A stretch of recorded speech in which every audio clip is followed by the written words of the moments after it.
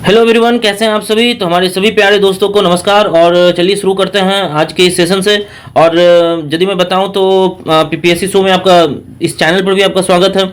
और इस एपिसोड में और इस वीडियो में आज हम लोग देखेंगे तीसरे मॉक टेस्ट को, जो कि कहलाता है एडुटेरिया के करंट अफेयर का तीसरा प्रैक्टिस सेट। तो हम लोग इस प्रैक्टिस सेट की जो सिलसिला था उसको जारी रखते हुए आज तीसरा प्रैक्टिस सेट देख रहे हैं हम। और आप लोग जैसा कि स्क्रीन पर देख रहे हैं कि ये जो एडुटेरिया का करंट अफेयर का मैगजीन है, ये जो मैगजीन है ये इसी मैगजीन से हम लोग करने वाले हैं। ये अभी मैगजीन हाल फिलहाल में ही पूरे 2023 के करंट अफेयर के साथ आया है पूरे मार्केट में। और आप देख सकते हैं यहाँ पर बीपीएससी के लिए और जितने भी एग्जाम्स यहाँ पर लिखे हुए हैं सबके लिए, जिसमें भी करंट अफेयर आते हैं उसके लिए बहुत ही इंपॉर्टेंट है। तो और हम लोग पूरे के पूरे देख रहे थे। आप यहाँ पर देख सकते हैं नीचे में यहाँ पर 10 प्रैक्टिस सेट लिखा हुआ है। इसी सिलसिले को जारी करते हुए हम लोगों ने 2 प्रैक्टिस सेट कंप्लीट कर दिया था। और चलिए चलते हैं हम लोग तीसरे प्रैक्टिस सेट के साथ। तो तीसरा प्रैक्टिस सेट जो हम लोग शुरू करने से पहले बता दूं कि यदि आपको ये सीरीज अच्छा लग रहा है, आपको ये प्रैक्टिस सेट के हर प्रश्न के डिटेल्स आपको अच्छे लग रहे हैं, क्योंकि इस प्रैक्टिस सेट में सिर्फ आंसर की दे रखा है, जितने भी प्रश्न दे रखे हैं उसके आंसर की के साथ एडुटेरिया पेश किया हुआ है मैगजीन को। लेकिन मैं जो हूँ उस प्रश्न के जितने भी तह तक जा सकता हूं, उस प्रश्न से जुड़े जितने भी महत्वपूर्ण तथ्य हो सकते हैं उसको कंप्लीट करने का प्रयास करूंगा और उसे बताने का प्रयास करूंगा। क्योंकि किसी भी एग्जाम में किस क्षेत्र से, किस टॉपिक से कौन से प्रश्न आ जाएं, ये अभी के समय में एक डिजास्टरस सिचुएशन बन जाता है जब भी आप एग्जाम देकर आते हैं। तो चलिए हम लोग एक संभव प्रयास करेंगे कि कौन से जो हैं प्रश्न से रिलेटेड कितने तथ्य बन सकते हैं और कितने तथ्य आपको एक एग्जाम पर्सपेक्टिव से जानना चाहिए, उसको आगे हम लोग वीडियो में हम लोग देखेंगे। तो चलिए शुरू करते हैं। और आप देख सकते हैं कि यहाँ पर ये जो है तीसरा प्रैक्टिस सेट है। यहाँ पर आप देख सकते हैं एडुटेरिया का प्रैक्टिस सेट नंबर 3 हम लोगों ने 2 कर दिया था। यदि आपको वो सीरीज अच्छा लग रहा है, बहुत सारे लोग कमेंट कर रहे थे कि जल्दी से जल्दी इस और भी सीरीज को लेकर आइए ताकि एग्जाम से पहले हम लोग देख सकें। तो मैं ये आश्वासन दिलाता हूँ कि आपको 17 दिसंबर, जो कि दरोगा का एग्जाम होने वाला है, ये 16 दिसंबर तक आपको कंप्लीट कर दिया जाएगा। आप लोग इसे 16 दिसंबर तक 2 से 4 बार जो है रिवीजन भी कर लें, क्योंकि आपको यहाँ पर एक प्रिसाइज डिटेल्स भी मिलता है। तो चलिए हम लोग शुरू करते हैं आज के इस प्रश्न से। और जो पहला प्रश्न है हम लोग देखेंगे, प्रधानमंत्री नरेंद्र मोदी ने दिव्यांगजनों के लिए देश के पहले हाईटेक खेल प्रशिक्षण केंद्र का उद्घाटन पूर्व प्रधानमंत्री श्री अटल बिहारी वाजपेयी जी के नाम पर कहां किया था। तो ये खेल प्रशिक्षण केंद्र का उद्घाटन कहां किया गया था, ये बोला जा रहा है। इसका जो करेक्ट आंसर हो जाएगा ये ग्वालियर। देखिए पहले से हमने हाईलाइट किया हुआ है इस प्रश्न को के आंसर को, तो आप लोगों को समझने में आसानी होगी या जब आप रिवीजन कर रहे हैं तो उसे देखने में आसानी होगी, इसलिए मैंने इसे हाईलाइट पहले किया हुआ है। और उसके बारे में जो डिटेल्स बताऊंगा वो आपको संग संग बताऊंगा ताकि आपको एक तरह से वो रिवीजन हो जाए। तो चलिए इसके बारे में देख लेते हैं। तो ये जो ग्वालियर है ये आप लोग जानते ही होंगे कि ये मुंबई में एमपी में पड़ता है, मध्य प्रदेश में। और यदि इस प्रशिक्षण केंद्र के बारे में बात किया जाए, पहला जो हाईटेक खेल प्रशिक्षण केंद्र है ये 151.16 करोड़ के लागत से बना हुआ है और मतलब कि अप्रूव्ड हुआ है, इसी अमाउंट से ये अप्रूव्ड किया गया था। तो एक बड़ी अमाउंट है, ये आप लोग याद रखिएगा। चलिए बढ़ते हैं अगले प्रश्न की तरफ। हाल ही में निम्नलिखित में से किस संगठन ने ऑपरेशन कच्छप के तहत विभिन्न प्रजातियों के 955 जीवित शिशु गंगा कछुआ बरामद किए हैं। तो ये जो करेक्ट आंसर हो जाएगा इसका ऑप्शन ए, राजस्व खुफिया निदेशक, जिसको कि हम लोग बोलते हैं DRI। ठीक है, इसके फुल फॉर्म को आप लोग याद रखिएगा। जो लोग इंग्लिश मीडियम के हैं, यदि वो मान लीजिए कि इंग्लिश में क्वेश्चन को डील कर रहे हैं, तो यहाँ पर आप देख लीजिए डायरेक्टरेट ऑफ रेवेन्यू इंटेलिजेंस। ठीक है, आप लोग इसे याद रखिएगा। DRI से कहा जाता है राजस्व खुफिया निदेशालय। तो इतना आपको याद रखना है। और आपको ये भी याद रखना है कि ये सब 955 शिशु गंगा जो कछुआ था, शिशु कछुआ, उसे मतलब कि यहाँ बरामद किया गया था। चलिए बढ़ते हैं नेक्स्ट प्रश्न की तरफ। और ये है, अमेरिका के कैलिफोर्निया विश्वविद्यालय के किस सहायक प्रोफेसर को गणित में 2023 के शास्त्र रामानुजन पुरस्कार मिला है। ठीक है, शास्त्र रामानुजन पुरस्कार। तो इसका जो करेक्ट आंसर हो जाएगा ऑप्शन ए, रुइक्सिंगयांग झांग। ठीक है, रुइक्सिंगयांग झांग। और इसमें जो आपको एक चीज याद रखना है कि इसमें कितना का प्राइज मिलता है। तो इसमें मिलता है $10,000 का प्राइज। ठीक है, $10,000 का प्राइस। इसमें एक और जीरो कम होगा, 1 2 3 4, $10,000 का इसमें प्राइज मिलता है। आपको ये चीज़ें याद रखनी है। चलिए बढ़ते हैं नेक्स्ट प्रश्न की तरफ। नोबेल पुरस्कार 2023 से संबंधित निम्नलिखित कथनों पे कौन सा कथन सत्य है? आप लोग इससे बार बार हाईलाइट कीजिएगा कि कौन सा कथन सत्य है या असत्य है, यही पूछा जाता है। और इसी में लोग जो होते हैं कंफ्यूज होते हैं और उसे देखते नहीं हैं, जिसके कारण से उन्हें बाद में पछतावा होता है। तो चलिए देखते हैं इसके बारे में। सत्य पूछा है तो यहाँ पर है आपका फिजियोलॉजी या मेडिसिन, देखिए दोनों बराबर होता है, में कैटलिन कैरिको और ड्रू बिशमैन को दिया गया है। ठीक है, कैटलिन कैरिको और ड्रू बिशमैन 2 लोगों को दिया गया है मेडिसिन में, ये बिल्कुल करेक्ट है। नॉर्वे के लेखक जॉन फास्टे को साहित्य का नोबेल पुरस्कार मिला है, ये भी सही है। नोबेल शांति पुरस्कार ईरान के मानवाधिकार कार्यकर्ता नरगिस मोहम्मदी को दिया गया है, जो शांति पुरस्कार है, वो भी बिल्कुल सही है। आप लोग जानते ही होंगे कि ईरान में कुछ दिन पहले बहुत ज़्यादा मतलब अशांति हो गई थी, एक तरह का क्राइसिस चल रहा था ईरान में, तो जिसके कारण से मतलब कि ये मानवाधिकारी कार्यकर्ता है नरगिस मोहम्मदी को दिया गया है। तो इसमें कौन सा सत्य पूछा है? तो ये तीनों ही सत्य है, इसलिए इसका जो करेक्ट आंसर हो जाएगा ऑप्शन डी हो जाएगा। चलिए देखते हैं अब नियुक्तियाँ और संबंधित क्षेत्र क्या है। तो ये हमेशा आता है, जैसा कि हमने पिछले 2 मॉक टेस्ट में प्रैक्टिस सेट में हम लोगों ने देखा है, तो इसे याद रखना बहुत ज़रूरी है। और चलिए देखते हैं इसको। तो मालदीव के जो राष्ट्रपति हैं वो डॉक्टर मोहम्मद मुइज्जू हैं, ये बिल्कुल सही है, अभी कुछ दिन पहले ही बने हैं। और ऐसा बोला जाता है कि ना तो ये इंडिया की तरफ है, ना ही तो ये चाइना की तरफ है, तो ये मालदीव फर्स्ट के नीति को अभी अपना रहे हैं। ये सब भी आप लोग जानिए। मालदीव फर्स्ट की नीति को अपनाना मतलब कि एक तरह से ये तो अपना सकते हैं, लेकिन ये इंडिया को बिल्कुल ही छोड़ देंगे या इंडिया के अगेंस्ट हो जाएंगे, ऐसा मुमकिन नहीं है इन सब चीज़ों के बारे में। उसके बाद देख लेते हैं तो स्लोवाकिया के प्रधानमंत्री कौन है? तो रॉबर्ट फिको हैं, ये भी सही है। ठीक है, और उसके बाद देख लेते हैं तो press trust of India PTI के चेयरमैन कौन है? KAN कुमार हैं। अभी ये देखिए ये गलत दिया हुआ है, अभी के समय में आप अभी जब यदि देखेंगे तो वो है अविक सरकार।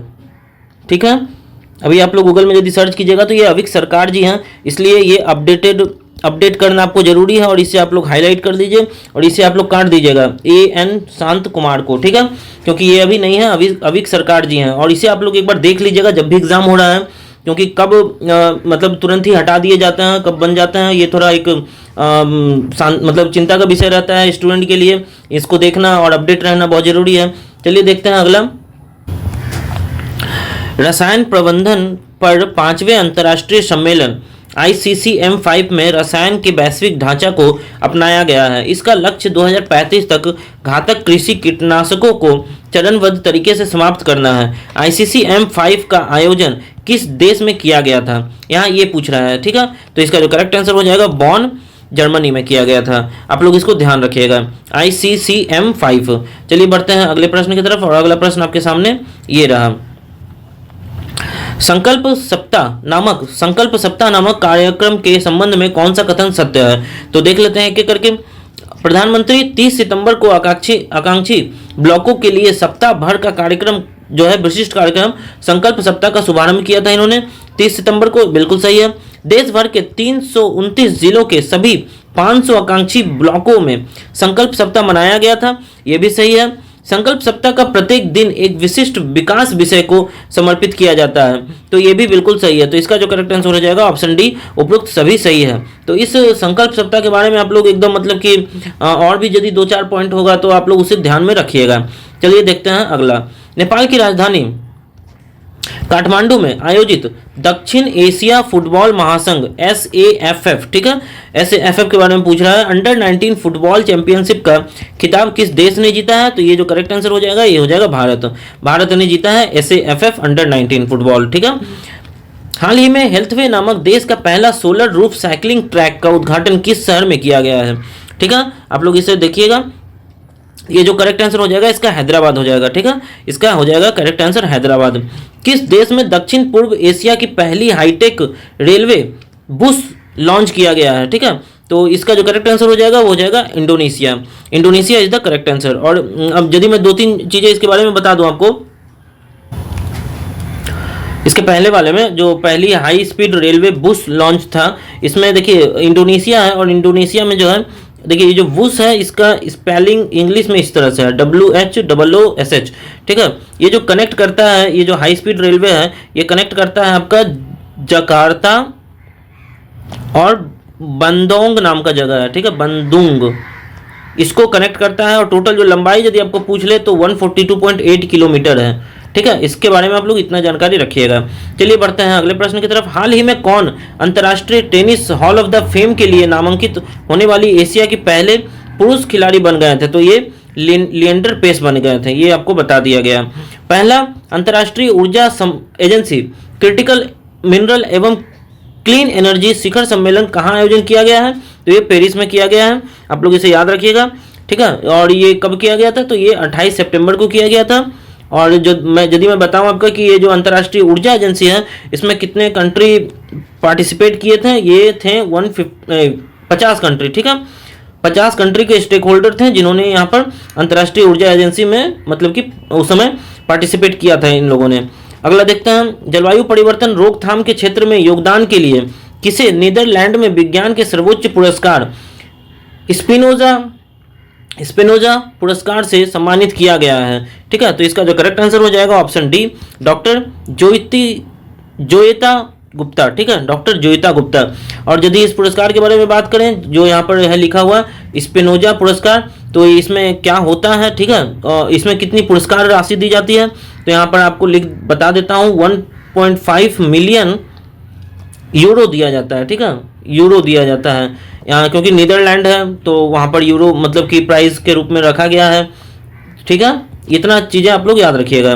चलिए बढ़ते हैं 14वें प्रश्न की तरफ। केंद्र सरकार ने किस कानून के तहत Jammu Kashmir democratic freedom party, ठीक है, को गैर कानूनी संघ घोषित किया है? तो ये ऑप्शन ए के तहत किया है। ऑप्शन ए क्या है? गैर कानूनी गतिविधियां रोकथाम अधिनियम 1967। ठीक है, तो ये आप लोग याद रखिएगा इस कानून को। इसके तहत कश्मीर डेमोक्रेटिक फ्रीडम जो पार्टी है उसको गैर कानूनी संघ घोषित किया गया है कि अब ये गैर कानून है, गैर कानूनी ढंग से ये काम करता है। ठीक है, चलिए बढ़ते हैं अगले प्रश्न की तरफ। हाल ही में टाटा लिटरेचर लाइव, ठीक है, लाइफ टाइम अचीवमेंट अवार्ड 2023 से सम्मानित किया गया है किसे?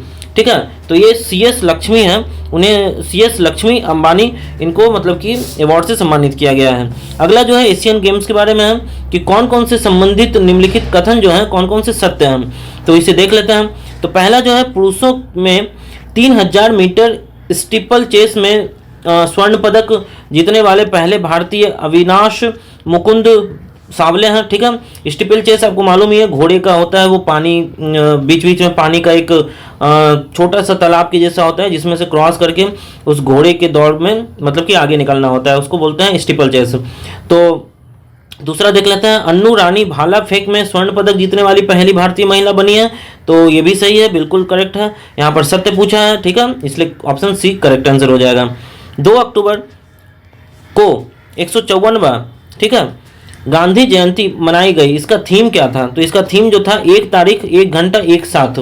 ठीक है, इसको याद रखिएगा, तारीख में कौन सा घंटा, और घंटे में मतलब कि हम लोग एक साथ करके सफाई करेंगे, तो इसका थीम यही रखा गया था। ठीक है, 2-3 या 1-2 करके नहीं रखा गया था, ये याद रखिएगा। चौथा, विश्व सांस्कृतिक महोत्सव का आयोजन किस देश में किया गया है? ठीक है, यहाँ 4th जो पूछा है, चौथा याद रखिएगा, ये अमेरिका में किया गया है। देख लेते हैं 19वें प्रश्न की तरफ।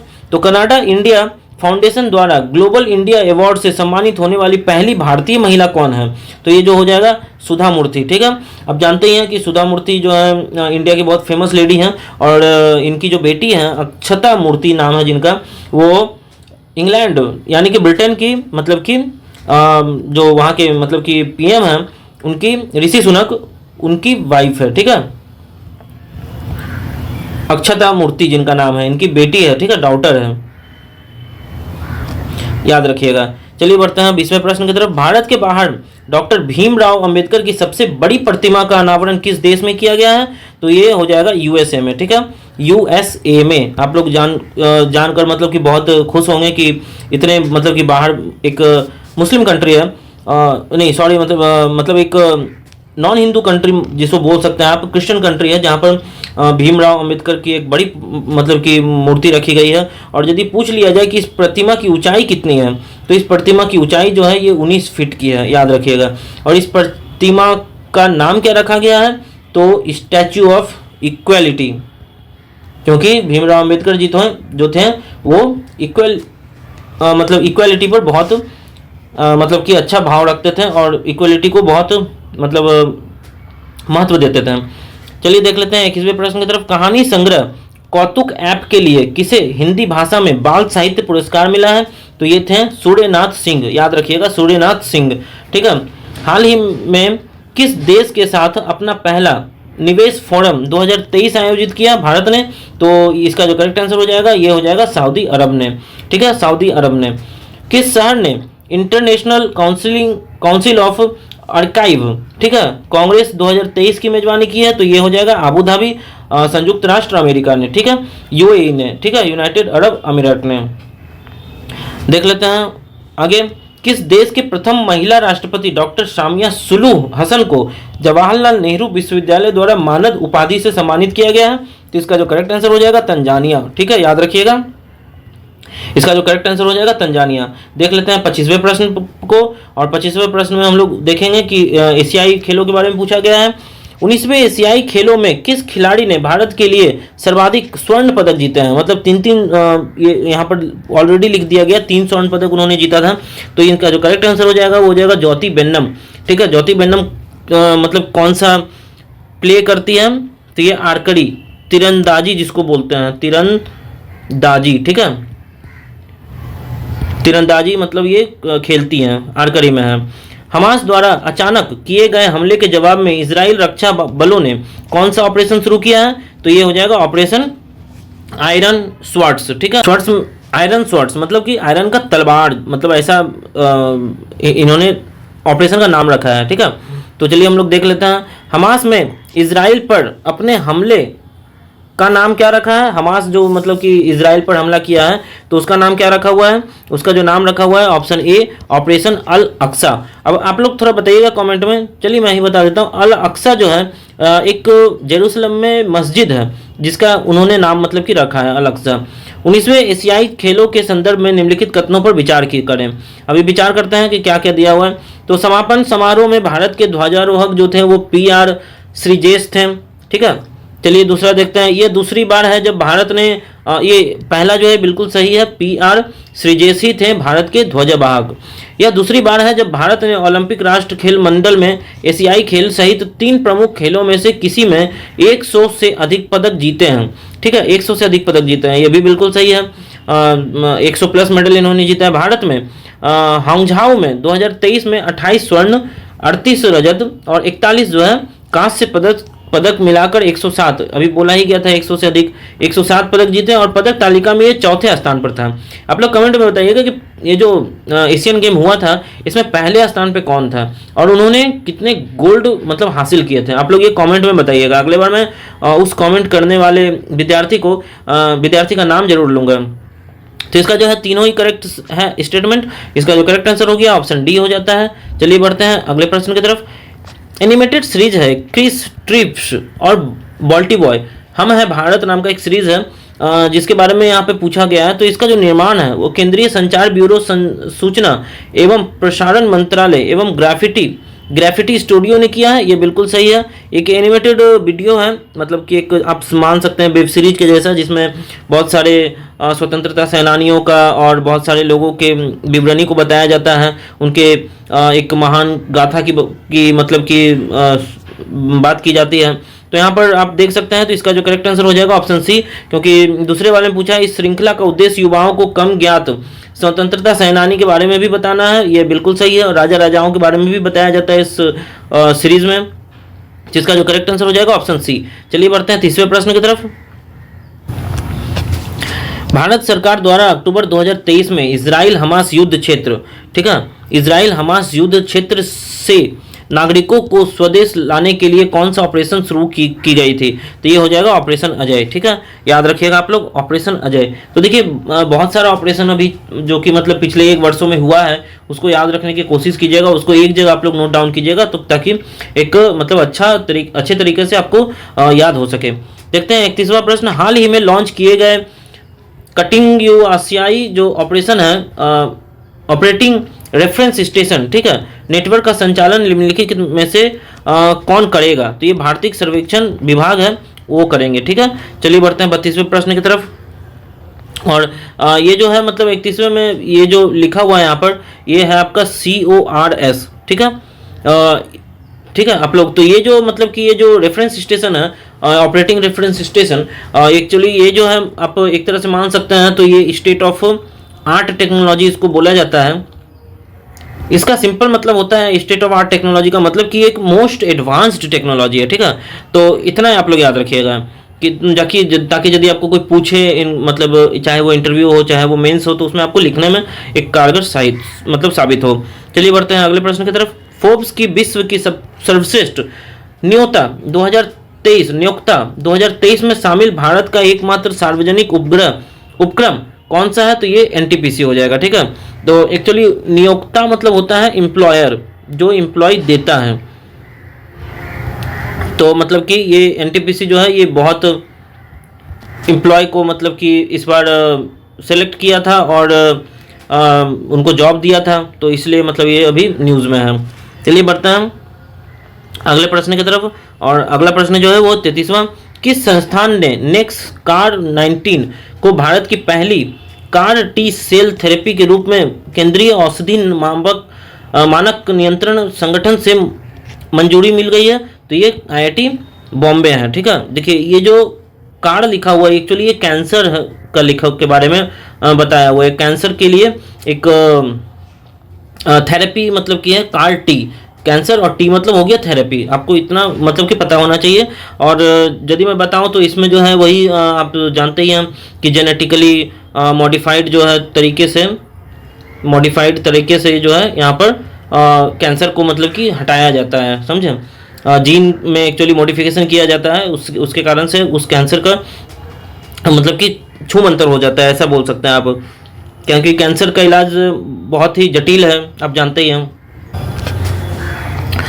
केंद्रीय स्वास्थ्य मंत्री द्वारा 14 अक्टूबर 2023 को किस राज्य के पहले मेडिकल कॉलेज का उद्घाटन किया गया? तो ये है नागालैंड, ठीक है, नागालैंड, जो कि इसका जो मेडिकल कॉलेज था ये है कोहिमा,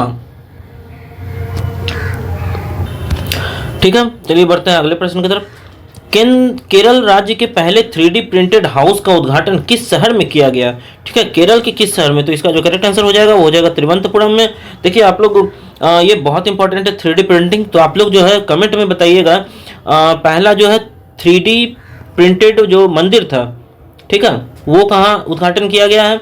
उसके बाद 3D प्रिंटेड जो पोस्ट ऑफिस है फर्स्ट, वो भी कहाँ बना है, ठीक है। ये दोनों आप लोग कमेंट में बताइएगा, मैं उनका मतलब कि अगले दिन जरूर नाम जरूर लूँगा और उनको थैंक्स जरूर बोलूँगा। चलिए बढ़ते हैं 36वें प्रश्न की तरफ। अक्टूबर 2023 में नई दिल्ली में NASCC कॉम्प्लेक्स पूसा में आयोजित, ठीक है, 4 दिवसीय अंतर्राष्ट्रीय अनुसंधान सम्मेलन का उद्घाटन किसने किया? तो इसका जो करेक्ट आंसर हो जाएगा हमारे राष्ट्रपति जी Draupadi Murmu ji. Asia Pacific Institute for Broadcasting Development, ठीक है, AIBD के अध्यक्ष किस देश को बनाया गया है? तो ये भारत को बनाया गया है, ये आप लोग याद रखिएगा, ठीक है। और जब भी मैं मतलब बड़े बड़े इंस्टीट्यूट्स होते हैं तो उसके बारे में ज़रूर बताता हूँ, और अभी जो है AIBD के बारे में बताऊँगा, जो कि आप लोगों ने देखा Asia Pacific Institute for Broadcasting development. तो इसके बारे में यदि मैं बताऊँ तो इसका जो स्थापना हुआ था 1970 हुआ था, आप लोग याद रखिएगा, नोट डाउन कर लीजिए। और ये जो है इसको यूनेस्को के अंदर मतलब कि इसको स्थापित किया गया था, ये भी आप लोग याद रखिएगा, ठीक है। चलिए बढ़ते हैं अगले प्रश्न की तरफ। और 38वां प्रश्न, हाल ही में भारत की सबसे बड़ी पंप भंडारण परियोजना की आधारशिला किस राज्य में रखी गई है? ठीक है, तो इसका जो करेक्ट आंसर हो जाएगा वो हो जाएगा मध्य प्रदेश में। और यदि आपको पूछ लिया जाए कि मध्य प्रदेश के किस स्थान पर रखा गया है, तो वो है नीमच, ठीक है, नीमच नाम का एक प्लेस है, वहां पर रखा गया है, ठीक है। The book of the life my dance with Buddha for success किसके द्वारा लिखी गई है? तो ये विवेक रंजन अग्निहोत्री के द्वारा लिखा गया है, ठीक है, याद रखिएगा इसको। चलिए बढ़ते हैं 40वें प्रश्न की तरफ। दक्षिण कोरिया के बुसान में आयोजित बुसान इंटरनेशनल फिल्म फेस्टिवल 2023 के संदर्भ में कौन सा कथन सत्य है। देखिए अभी तक सत्य ही पूछ रहा है, इसलिए आप लोग ध्यान दीजिएगा इस चीज को।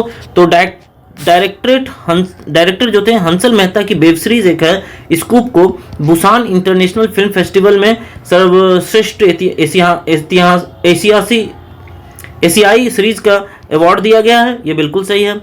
स्कूप सीरीज के लिए एक्ट्रेस करिश्मा तन्ना ने बेस्ट लीड एक्ट्रेस का अवार्ड जीता है। ये भी बिल्कुल सही है। फिल्म निर्माता प्रसन्ना बिथागने के फिल्म जो पैराडाइज को भी किम जिसे योग पुरस्कार से सम्मानित किया गया है। यह भी सही है। तो इसका जो करेक्ट आंसर हो जाएगा, इसमें से सभी जो है ये बिल्कुल सही है। और आपको जो है यहाँ पर 3 सेंटेंस दे रखे हैं, ठीक है। आप इसको एकदम याद कीजिएगा, क्योंकि एक है स्कूप जिसको कि फिल्म फेस्टिवल में एक मतलब इंटरनेशनल फिल्म फेस्टिवल का के लिए सर्वश्रेष्ठ एशियाई सीरीज मिला है, ठीक है। तो इस तरह से आप याद रख सकते हैं। चलिए बढ़ते हैं अगले प्रश्न की तरफ। भारत के बाहर दुनिया का पहला सबसे बड़ा हिंदू मंदिर किस देश में बनाया गया है? तो ये अमेरिका में बनाया गया है। इसके पहले मैंने अभी देखा था, तो ये जो स्टैच्यू ऑफ इक्वलिटी था डॉक्टर भीमराव अंबेडकर जी का, वो भी अमेरिका में बनाया गया था, यूएई में यूएसए में बनाया गया था, यूएई में नहीं, ठीक है, यूएसए में। चलिए देखते हैं 14 अक्टूबर 2023 को 141वां अंतर्राष्ट्रीय ओलंपिक समिति जिसको आईओसी बोला जाता है कि बैठक का आयोजन किस शहर में किया गया है? तो ये मुंबई में किया गया है, ठीक है, इसको याद रखिएगा। चलिए बढ़ते हैं अगले प्रश्न की तरफ, और अगला प्रश्न है 43। हाल ही में बांग्लादेश में पद्मा रेल लिंक ब्रिज का उद्घाटन किया गया है। इस परियोजना का विकास किस देश के सहयोग से किया गया है? तो ये चीन के सहयोग से किया गया है, इसको याद रखिएगा, ठीक है।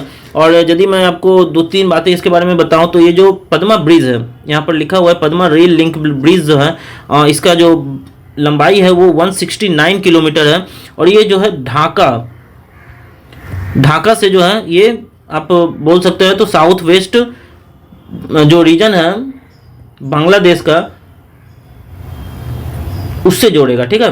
तो इतना आप लोग इसको याद रखिएगा। ढाका से मतलब कि ये साउथ वेस्ट जो रीजन है वहाँ तक ये जाएगी।